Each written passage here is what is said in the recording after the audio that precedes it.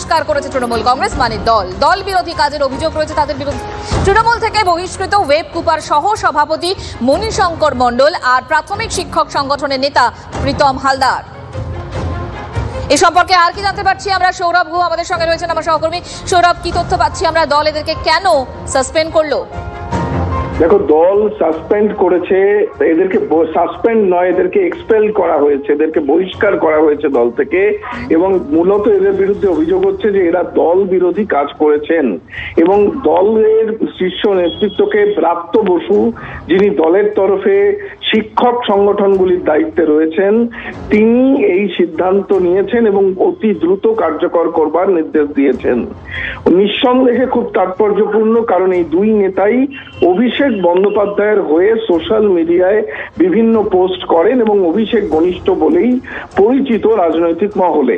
যদিও সূত্রের দাবি যে তাদের বিরুদ্ধে বেশ কিছু আর্থিক বেনিয়মের অভিযোগও তুলছে দলের একাংশ, তবে সামগ্রিকভাবে দল বিরোধী কাজের জন্য তাদেরকে এক্সপেল করা হয়েছে। তাদের বক্তব্য যে অভিষেক বন্দ্যোপাধ্যায়ের ঘনিষ্ঠ এবং অভিষেক বন্দ্যোপাধ্যায়ের হয়ে সওয়াল করার জন্যই তারা দলের কোপে পড়লেন। সুতরাং খুবই তাৎপর্যপূর্ণ এবং আগামী দিনে বড় রদবদলের আগে এটা নিঃসন্দেহে একটা গুরুত্বপূর্ণ পদক্ষেপ। মঙ্গিরা, ধন্যবাদ তোমাকে সৌরভ।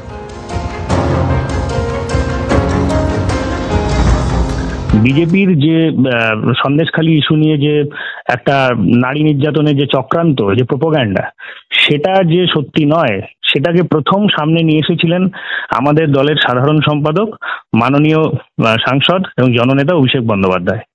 এবং সেই জন্য এই বিপুল জয়ের পর মমতা বন্দ্যোপাধ্যায়ের আদর্শকে মাথায় নিয়ে অভিষেক বন্দ্যোপাধ্যায়ের এই নেতৃত্বের জয় বলে আমি মনে করেছিলাম। তো সেই জন্য অভিষেক বন্দ্যোপাধ্যায়কে আমি দ্য গেম চেঞ্জার দাদা আখ্যা দিয়ে আমি গোটা কলকাতায় ব্যানার লাগিয়েছিলাম।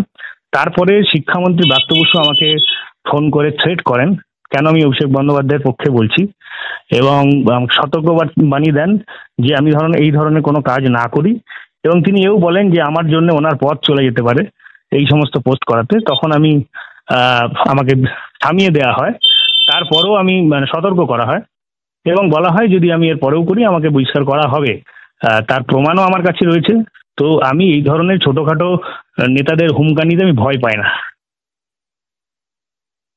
আমরা তো আমাদের মমতা বন্দ্যোপাধ্যায়ের সৈনিক এবং আমাদের যিনি সেনাপতি অভিষেক বন্দ্যোপাধ্যায়ের হয়ে আমরা তাকে চেয়ে কিছু কিছু পোস্ট আমরা সোশ্যাল মিডিয়ায় করেছিলাম, আমাদের ভালো লেগেছে।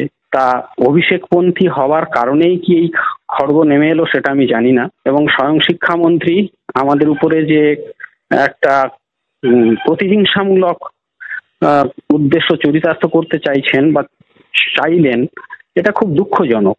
আমাদেরকে ডাকা হলো না, কথা শোনা হলো না, কিছুই হলো না, এগুলো আমরা চাই না। সংগঠনের কাছ থেকে এটা কেন হলো তাও আমি বুঝতে পারছি না।